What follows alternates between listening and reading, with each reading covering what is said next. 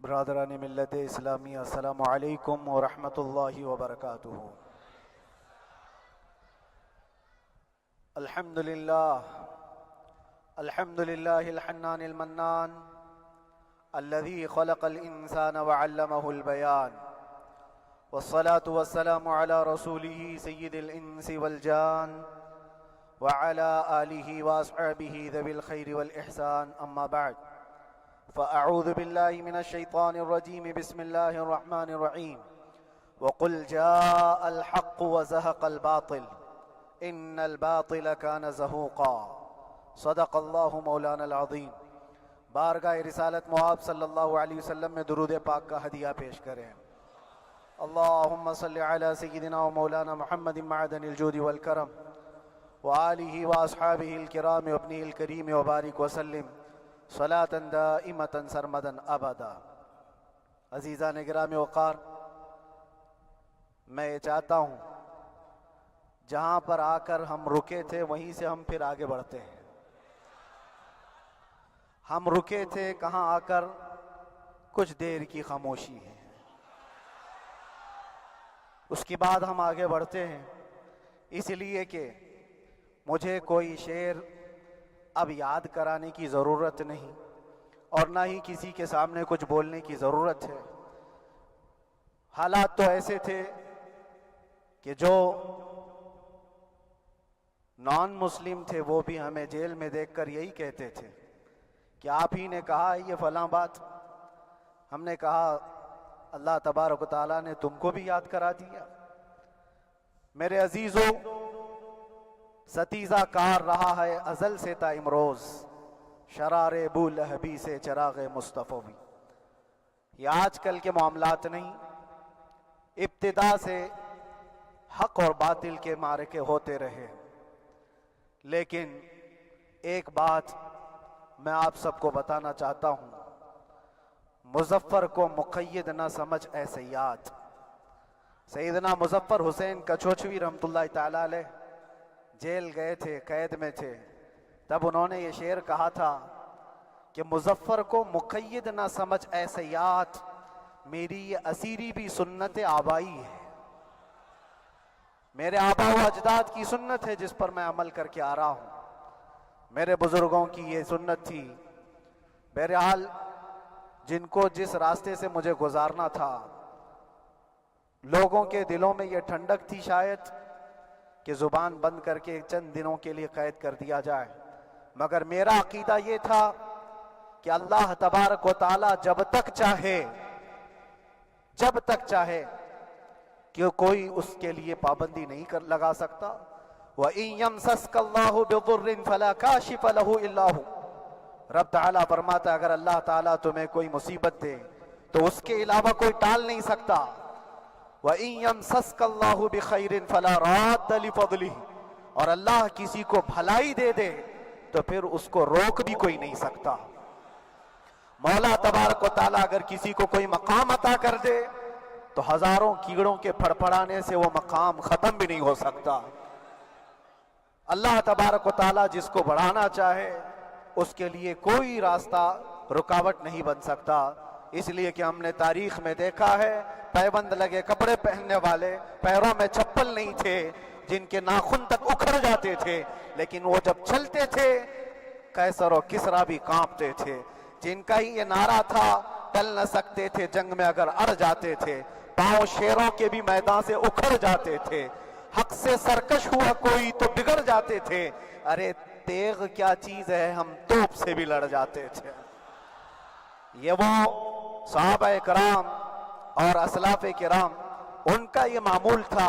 بظاہر ان کے پاس کوئی اسباب نہیں تھے لیکن اللہ کی مدد تھی، وہ پانی کی طرح بہتے ہوئے چلے گئے، نہ چٹانوں نے ان کا راستہ روکا، نہ دریاؤں نے ان کا راستہ روکا، وہ جس طرف سے جاتے تھے اللہ تعالیٰ ان کے لیے راستے بناتا تھا۔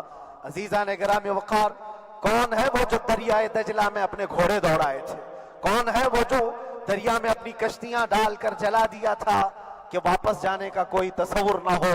یہ سب میرے مصطفیٰ کریم کے دیوانوں کی ہی بات تھی۔ اسی لیے آج بھی دنیا گھبراتی ہے تو شانے لوگوں سے نہیں، دیوانوں سے ہی گھبراتی ہے۔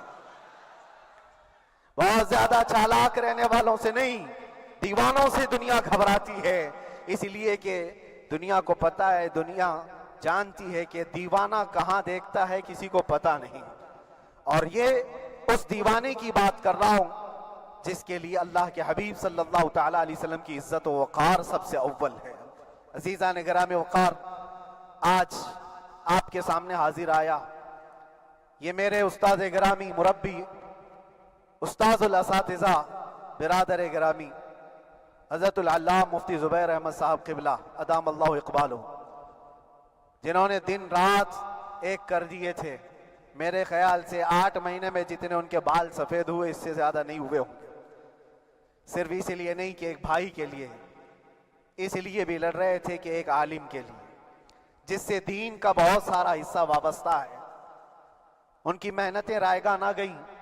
بہت سارے میرے احباب و اقربا، خاص طور پر مدن پورہ اور وکرولی سے، جنہوں نے اپنے گھر بار چھوڑ کر میرے لیے دوڑتے بھاگتے رہے، اللہ رب العزت اس بات کا شاہد ہے، ایک ایک دن اندر میں نے سب کے لیے دعائیں کی ہیں، اور ایسا نہیں کہ کوئی دن بھولا جاتا، اور باہر کی ہمیشہ یہ خبریں آتی رہتی ہیں کہ حالات کیسے کے کیسے ہوتے جا رہے ہیں۔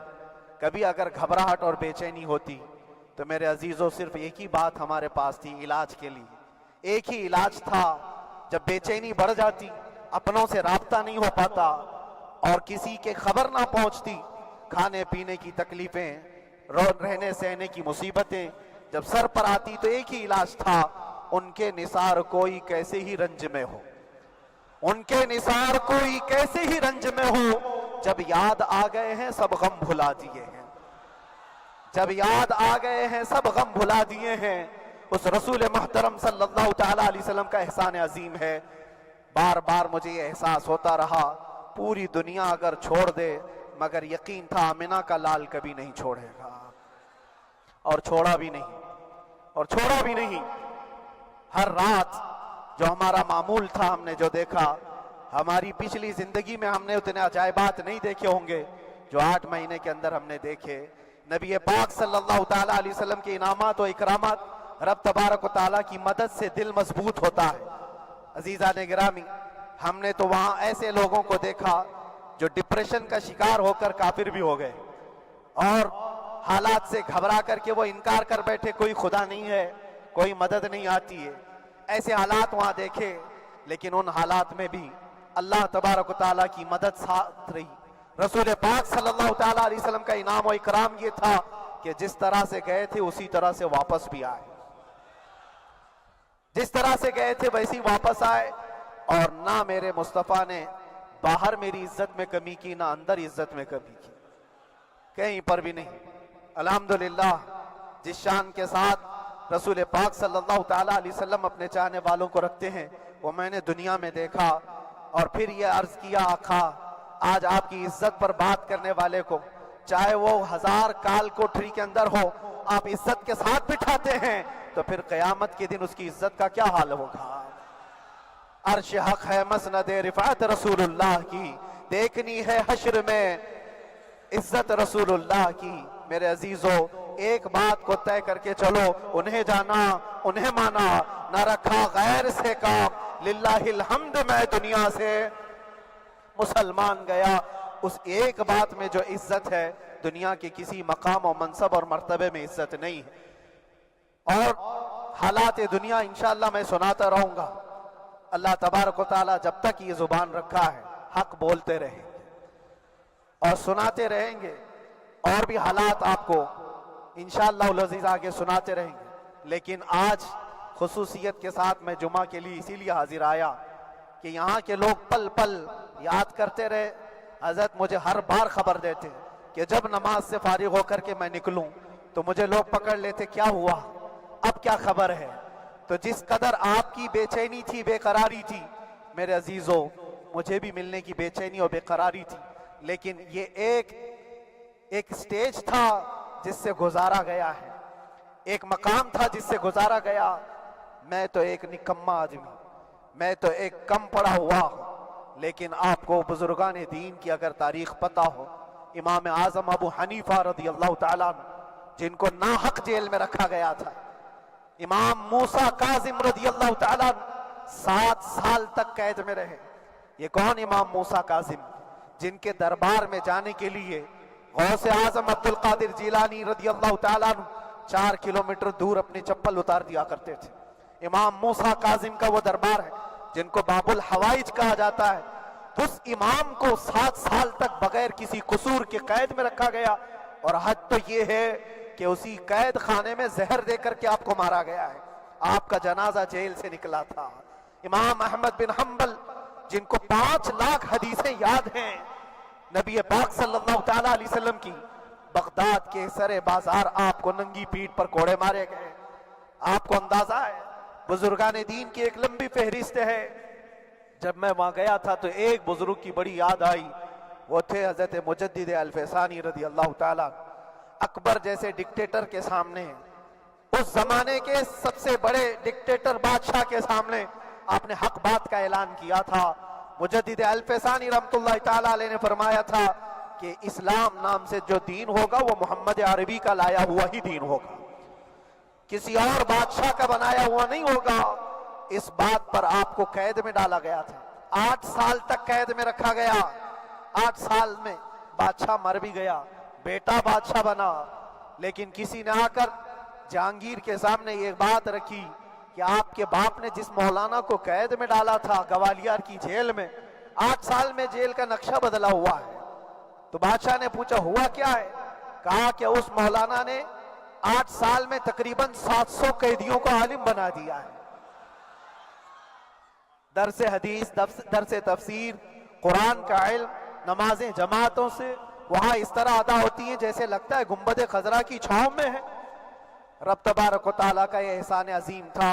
ان 8 مہینوں میں بحمدہ تعالیٰ میں نے اپنی لائف میں کبھی اتنی امامت نہیں کی تھی جتنی وہاں امامت کیا، اس لیے کہ پابندی نہیں ہو پاتی۔ جب جب امام رہا مسجد میں چھٹیاں ہوا کرتی تھی، ادھر ادھر آنا جانا، لیکن وہاں پر کبھی کسی نماز میں چھٹی نہیں ہوئی۔ اور امامت اللہ تبارک و تعالیٰ کو جہاں لینا ہے وہاں لیتا رہے۔ اور مجھے اس بات کا تھوڑا قلق تھا، 24 سال سے میں تراویح سنا رہا تھا، 24 سال، 24 تراویح ہو چکی تھی، رمضان المبارکہ 24 گزر چکے تھے، 25واں سال تھا، ظالموں نے مجھے رمضان سے پہلے اندر کر دیا۔ بار بار یہ خواہش ہوتی تھی کہ میری تراویح چھوٹنے نہ پائے، 25ویں تراویح ہے، 25ویں محراب ہے، لیکن رب تبارک و تعالیٰ کا احسان، اندر موجود سارے مسلمانوں نے یہ مطالبہ کیا کہ ہم یہاں جماعت سے تراویح قائم کریں گے۔ اور اب تک لوگ الم تری کیف والی تراویح کبھی کبھار پڑھ لیا کرتے ہیں، لیکن سارے لوگوں نے مل کر کے یہ اتفاقاً کہا کہ ہم پورا قرآن آپ سے سننا چاہتے ہیں۔ کیسے کیسے قیدی تھے، کیسے کیسے کرائم والے تھے۔ میں نے کہا آج میں ایک دن پڑھاتا ہوں، ایک پارہ پڑھوں گا، آپ کو اگر لگے تو بتا دینا، بھاری پڑ جائے، کیونکہ لوگ سارے کرمنل ہیں اور کئی طرح کے جرائم کیے ہوئے لوگ ہیں۔ نماز دین سے کہاں زیادہ رشتہ، کہاں ہو سکتا ہے یہ گھبرا کر بھاگ جائیں۔ ایک دن پڑھاؤں گا، اگر آپ کو لگے تو بول دینا، نہیں تو کل سے الحمد للہ۔ پہلے دن تراویح پڑھا ہے، دوسرے دن سارے لوگوں نے کہا آپ نے ایک پارہ پڑھایا ہے، سحری تک بھی پڑھائیں گے تو انشاءاللہ کھڑے رہیں گے۔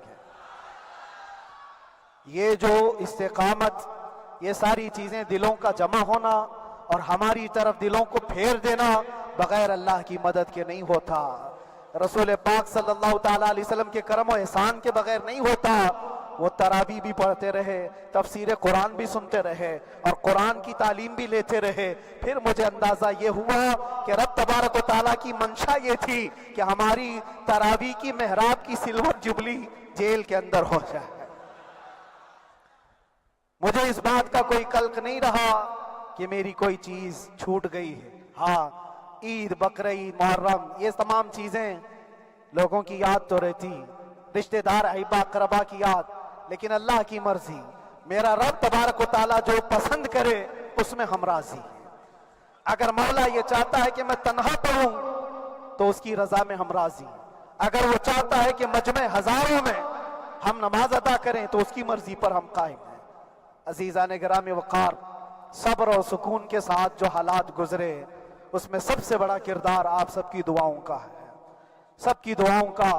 مشائخ، سارے پیران اعظام، تمام سلاسل کے اور ہر مسجد کے امام اپنے محراب اور منبر سے جو دعا کرتے رہے، یہ سارا ذخیرہ میرے لیے اتنا بڑا ہے جس کو میں بیان نہیں کر سکتا۔ ہر ایک کی جانب سے دعائیں، عورتوں بچوں کی طرف سے منتیں، روزے، نہ جانے کیا کیا کر لیا۔ پھر مجھے اندازہ ہوا کہ صرف اپنے آرام اپنے راحت کے لیے پھڑپھڑانے سے کچھ نہیں ہوگا۔ رب تبارک و تعالیٰ یہ چاہتا ہے کہ پوری امت مل کر کے اس فقیر کے لیے دعا کرے، اور اللہ تعالیٰ کو جب تک منظور تھا تمہاری دعائیں ہوتی رہی۔ بعض لوگوں کو یہ خیال بھی آیا، کچھ میرے احبا اقربا رشتہ داروں نے بھی کہا اتنی ساری دعائیں ہوئی، اتنی ساری دعائیں ہوئی، قبول کیوں نہیں ہوتی؟ ایک بات یاد رکھو، پوری دنیا مل کر کھڑے ہو کر دعا کرے، اللہ کی قدرت پر کوئی کام کرنا واجب نہیں ہے، اللہ پر کوئی چیز واجب نہیں ہے۔ اگر وہ اپنے فضل سے عطا کر دے تو اس کا احسان ہے، اس کا احسان ہے۔ اب چاہے وہ سال بھر میں قبول کرے کہ 5 سال میں قبول کرے، ایک بات یاد آتی ہے میرے عزیزوں، ہماری قید تو 8 مہینے کی ہوگی، ان بزرگان دین کی قید 8 سال 7 سال۔ امام محمد بن حسن عسکری 20 سال تک قید میں رہے، 20 سال تک اندر سلاخوں کے پیچھے بند رکھا گیا۔ یہ اہل بیت اطہار ہیں، ائمہ اعظام ہیں، ان کی تکلیفیں دیکھ کر پھر ہماری تکلیف چھوٹی لگتی، اور پھر نبی پاک صلی اللہ تعالیٰ علیہ وسلم کی یاد آتی۔ صرف اس بات کا ہمیں فخر تھا کہ تم نے کبھی چوری کے الزام میں تو نہیں گرفتار کیا، کسی گھناؤنے الزام میں تو نہیں گرفتار کیا۔ ہاں اگر کسی بات پر گرفتار کیا ہے تو ان سے پوچھو تو اب یہ بولنے میں بھی شرم کرتے ہیں، مولانا کو کیوں گرفتار کیا ہے، مولانا کو کیوں اندر رکھا ہے؟ شرم آتی ہے بولنے میں، کیونکہ انہوں نے کچھ ایسا بولا تھا جس کو بولنے میں شرم آتی۔ کیا بولا تھا میرے عزیزوں؟ یہ ایک الگ کہانی ہے، ابھی میں اس پر کچھ گفتگو نہیں کرتا، اس لیے کہ ہر ایک کو یاد ہو چکی ہے، ہر ایک کو یاد ہے، میں اس کہانی کی طرف نہیں جاتا۔ لیکن اتنا مجھے آج اس ملک میں رہتے ہوئے احساس ہے کہ ابھی بھی انصاف ختم نہیں ہوا ہے۔ انصاف پوری طرح ختم ہو جائے تو اللہ کا عذاب آ جائے گا، اللہ کا عذاب آ جائے گا۔ چند لوگ نا انصافی کر سکتے ہیں، لیکن پوری کی پورے روئے زمین پر رہنے والے انسان نا انصافی کرے، ایسا نہیں ہوتا۔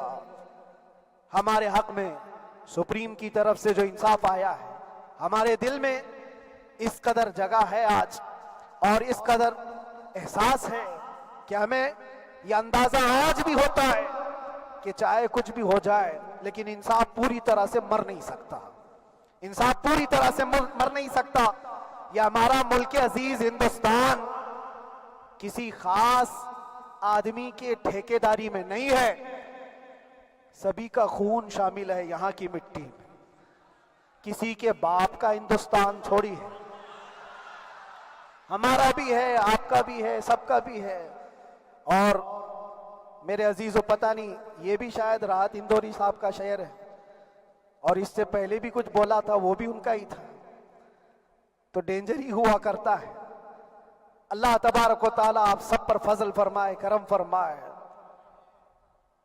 جو چیز خاص طور پر بولنی ہے وہ یہ ہے، ان حالات سے آج جو گھبرائے ہوئے ہیں یہ وہ لوگ ہیں جو عیش پرست ہیں۔ میں کسی کو خاص ٹارگٹ کر کے نہیں کہنا چاہتا، لیکن بہت سارے وہ لوگ جو اثر و رسوخ رکھتے ہیں لیکن وہ آگے آنا نہیں چاہتے۔ دین اسلام پر حملے ہوں، حضور پاک کی عزت پر حملہ ہو، کسی کو بولنا نہیں ہے، کیونکہ پتہ ہے دیکھو اس مولانا کو کس طرح کی ہے، اسی طرح دوسروں کو بھی کر دیا جائے۔ جو کمفرٹ زون میں بیٹھنے کے عادی ہو گئے وہ اپنا ایریا چھوڑ کر ہٹنا نہیں چاہتے۔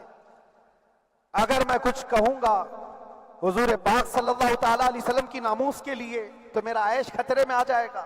اکثر کی یہی سوچ ہے، میرا تو اپنا دھندا ہے، میرا بزنس ہے، میرے بیوی بچے ہیں، ہو سکتا ہے مولانا کو کسی چیز کی فکر نہیں ہوگی۔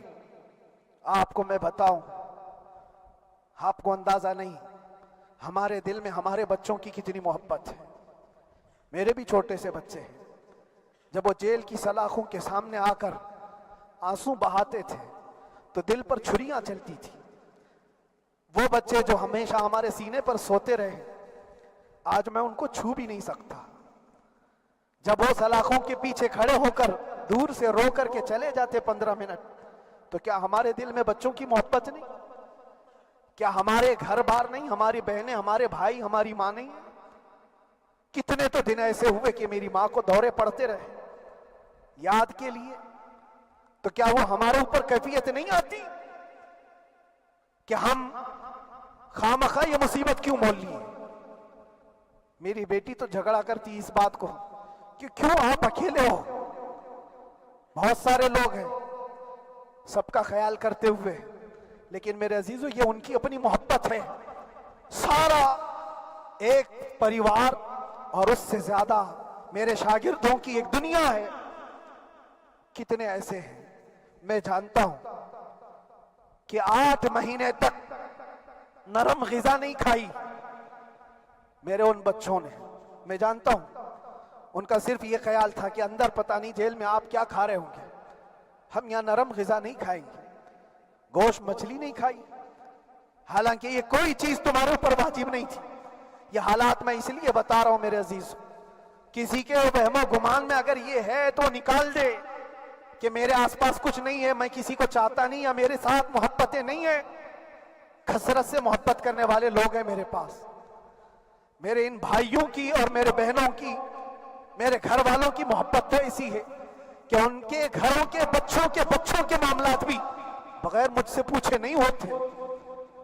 اگر 8 مہینے اندر رہا تو کسی کا رشتہ نہیں, تو بات چیت بھی نہیں ہے. رشتہ نہیں ہوگا جب تک یہ نہ آئے. سارے کام ڈیپینڈ رہتے تھے. مجھے بھی ان تمام چیزوں کا احساس ہے, لیکن یہ سب چیزیں ایک طرف, میرے مصطفیٰ کی عزت اپنی طرف.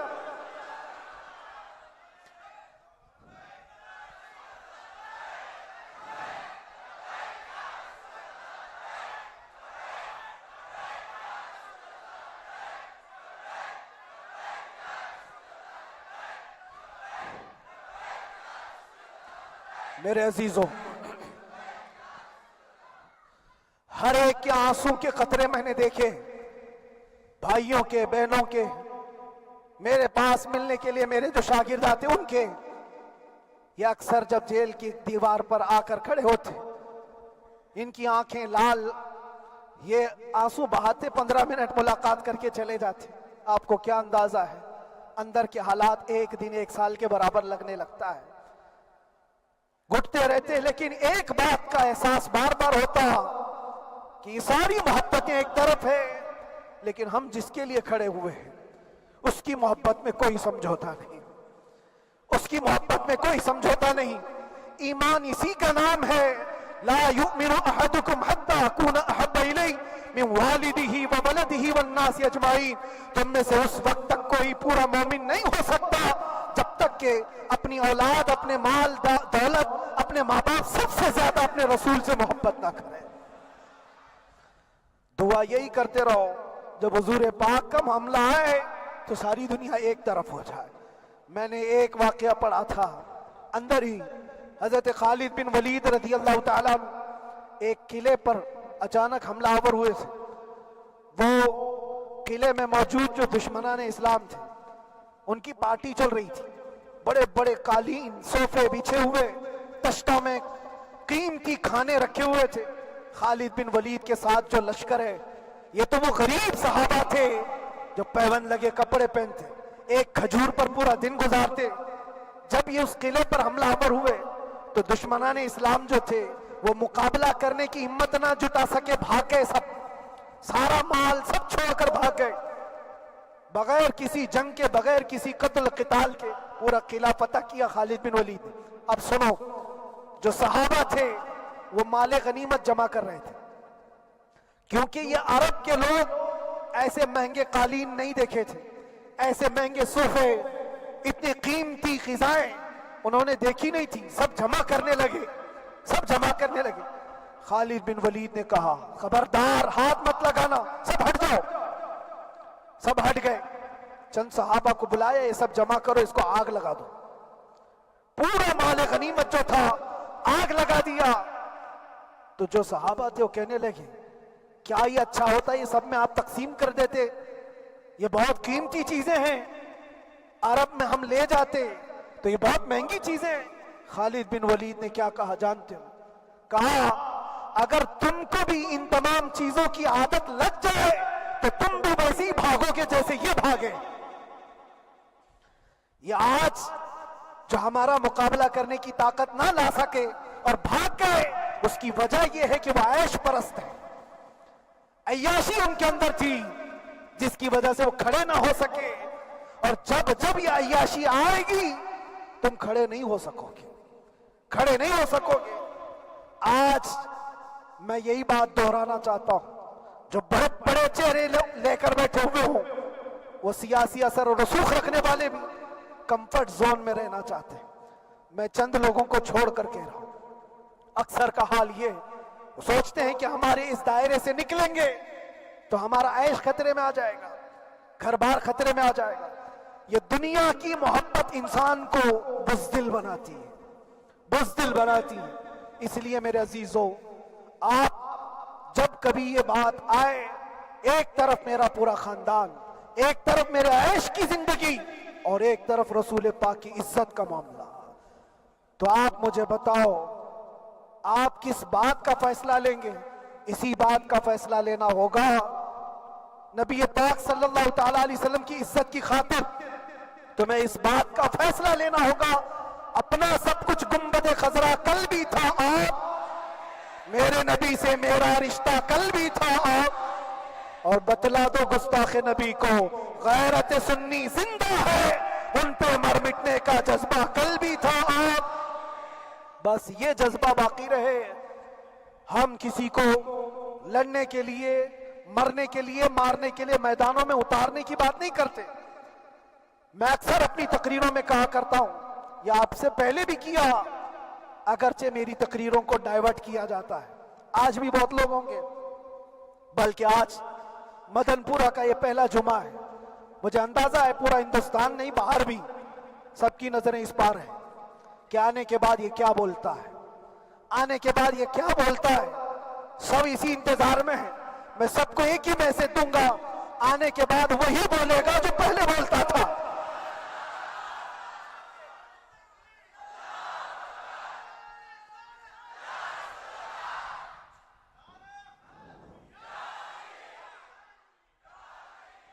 اگر کچھ غلط ہوتا تو ہمارے اس ملک عزیز ہندوستان کی سب سے اعلیٰ عدالت یہ نہیں کہتی کہ ان کے اسپیچ میں کوئی ہیٹ مسئلہ نہیں ہے۔ وہ ہمیں اندازہ ہے میرے عزیزوں، ہاں جہاں غلطی ہوگی ہم بھرے اعلان کے ساتھ کہیں گے کہ ہم سے یہ غلطی ہو گئی، ہم سے یہ خطا ہو گئی، زبان پھسل گئی۔ لیکن جو چیز نہیں ہے تو اگر تم زبردستی اس کو کہو گے تو یہ ہم نہیں مانتے۔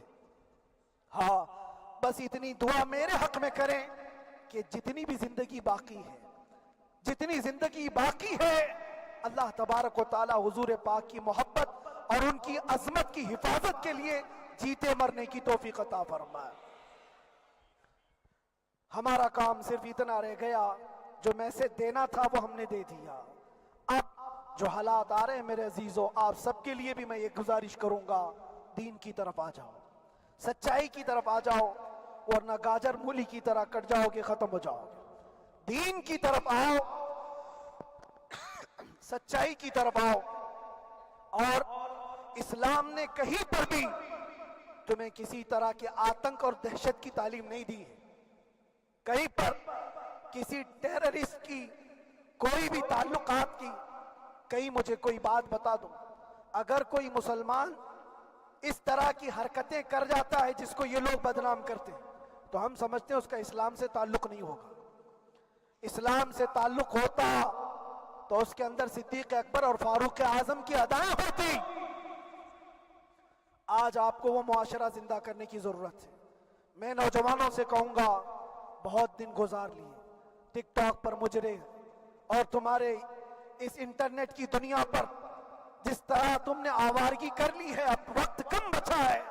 آ جاؤ میرے نبی پاک کی گنبد کی چھاؤں میں، عزت وہیں پر ہے، انہی کے قدموں میں عزت ہے، اور یہاں پر بھی ہے اور آخرت میں بھی ہے۔ آخرت میں بھی ہے. بس اس عزت کے لیے آپ سب سے میں گزارش یہ کروں گا، سچائی کی طرف واپس آ جاؤ، سچائی کی طرف واپس آ جاؤ. جو تمہاری نمازیں باقی ہیں اس کو پوری کر لو، اس سے پہلے کہ دنیا تم پر نماز پڑھ دے، اس سے پہلے کہ تمہارے جنازے کی نماز پڑھی جائے اپنی نمازیں کمپلیٹ کر لو. اور علماء ذوی احترام کا ادب و احترام اپنے اندر رکھو. صرف اس بات کے لیے آپ کو میں احساس دلانا چاہتا ہوں کہ مجھے جس راستے سے گزارا گیا، جتنے دن قید و بند کی صحبتیں گزاری گئی، یہ صرف یہ میسج دینا تھا کہ پھر اس مولانا کا یہ ہو سکتا ہے تو چھوٹے چھوٹوں کی کیا کر دیں گے. ایسا اگرچہ آ جائے موقع تب بھی گھبرانے کی ضرورت تھی. آپ کو پتا ہے اس ملک عزیز ہندوستان کی آزادی میں 30,000 علماء کو پھانسیوں پر لٹکایا گیا. انگریزوں نے 30,000 علماء کو کشمیر سے لے کر دلی تک ہر درخت پر ایک عالم کی لاش لٹکتی تھی. انہوں نے قربانیاں دی ہیں، قربانیاں بزرگان دین کے علماء ذوی احترام کی ہوئی ہیں. یہ اور بات ہے کہ اس جنریشن نے آج ہم کو دیکھا تو ان کو بہت بڑا لگتا ہے. یہ کوئی بہت بڑی بات نہیں تھی، بہت بڑی بات نہیں تھی. اس پروسیس سے بہت سارے علماء کو گزارا گیا ہے. سرکار مجاہد ملت رحمت اللہ تعالی علیہ ایمرجنسی کے زمانے میں 18 مہینے تک قید میں گزارے. 18 مہینے تک ایمرجنسی، وہ بھی ڈکٹیٹر کا زمانہ تھا. اس زمانے میں بھی آپ اندر رہے، لیکن باہر آنے کے بعد نہ آپ کے مشن میں کوئی کمی آئی، نہ آپ کی زبان میں کوئی لکنت آئی. اللہ والے جو ہیں وہ اللہ کی رضا کی طرف اور رسول پاک کی رضا کی طرف ہوتے ہیں. ہم سب بھی اس مشن کو آج یہاں سے زندہ کرتے ہیں. جہاں سے ہم چھوڑے تھے وہیں سے آگے بڑھتے، جہاں سے ہم چھوڑے تھے وہیں سے ہم آگے بڑھتے ہیں. کسی کو اگر کچھ برا لگتا ہے تو وہ اس کے سمجھ کا قصور ہے، اس کے فہم کا قصور ہے. ہم نے کسی کو ٹارگٹ کر کے کبھی کہا نہیں، بلکہ یہ تو کامن بات ہے، ایک تو کامن کہی جانے والی بات ہے. فخر سے اگر کوئی آدمی اپنے گھر میں کہے کیا بات ہے مولانا آج صبح سے تمہارے گھر میں کچھ ہلچل نہیں ہے، کچھ ہلچل نہیں ہے. ہو سکتا ہے تمہارے گھر میں کوئی نہ ہو، تم اکیلے بیٹھے ہو، بیوی کہیں گئی ہے، ماں کہیں گئی ہے، گھر میں کوئی بنانے والا نہیں ہو، گھر میں خاموشی ہے، تو تم اگر اس کو جواب دے دو کہ کچھ دیر کی خاموشی ہے، شام میں آ جائے گی، کچھ دیر کی خاموشی ہے، شام میں آ جائے گی، تو کیا گناہ کیا؟ کیا گناہ کیا؟ اس کے حالات پر وہ بول رہا ہے، اس کے گھر میں خاموشی ہے اسی لیے بول رہا ہے. ہم نے بھی اسی لیے کہا کچھ دیر کی خاموشی، اس لیے کہ ہم جانتے ہیں اسلام وہ نہیں ہے جو یہاں دکھ رہا ہے آج. اسلام تو وہ تھا جو صدیق اکبر کے زمانے کا تھا، اسلام تو وہ تھا جو فاروق اعظم کا تھا، اسلام تو وہ تھا جو عثمان غنی اور حیدر کرار کا تھا. تو وہ جو ہلچل تھی وہ خاموش ہے. صلاح الدین ایوبی کا دور تھا، وہ اسلام کی ہلچل تھی. تو میرا گھر آج خاموش ہے، اس لیے تو میں پکار کر کے رہا کچھ دیر کی خاموشی ہے. اور ہمیں اپنے رب سے یقین ہے یہ خاموشی ایک شام ٹوٹے گی، کوئی صلاح الدین آئے گا. اور اللہ تبارک و تعالی ہم سب کے اس عزم اور حوصلے کو زندہ رکھے اور آپ سب کی محبتوں کو سدا سلامت رکھے، اور میرے آقا صلی اللہ تعالی علیہ وسلم کے قدموں پر مر مٹنے کی ہمیں توفیق عطا فرمائے. وآخر دعوانا الحمدللہ رب العالمین. لبیک یا رسول اللہ.